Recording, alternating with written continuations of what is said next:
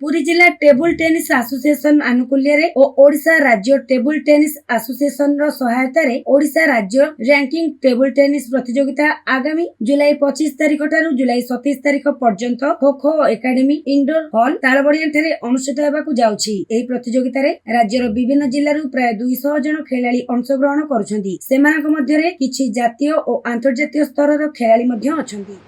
हमर पुरी जिला table tennis association आनुकूल्य रे राज्य state ranking table tennis tournament 25/7/2025 रु 27 तारिख 2025 पर्यंत खो खो एकेडमी हॉल रे आमे आयोजन करिया को जाउछु। एथिरे सारा राज्य रु प्राय 200 पिला खेलिए बोली तांकर ना पठै सारलेनी। आर मुख्य उद्देश्य है पुरी रे राज्य रे आमे टेबुल टेनिस रे प्रचार प्रसार करने ये प्रकार गोटे आयोजन करुचु।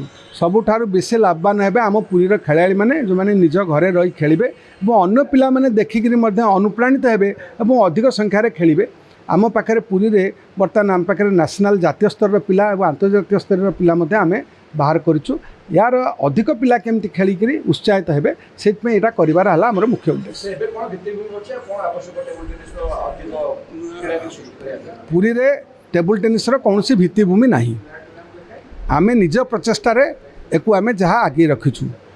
आमर मुख्य जिनस जमी कटक भुवनेश्वर रे टेबुल टेनिस स्वतंत्र एकेडमी खोल जाइए। आमे करी सरकार को एवं एसोसिएशन को मानक जन देवा चाहूँ जे जमती सेठी एकेडमी होती पुरी में सेमती गोटे टेबुल टेनिस एकेडमी करा जाऊ जहाँफल कि अधिक अधिक पिला ये टेबुल टेनिस उच्च कोटीर प्रशिक्षण पाइबे और उत्तरोत्तर उन्नति करेंगे।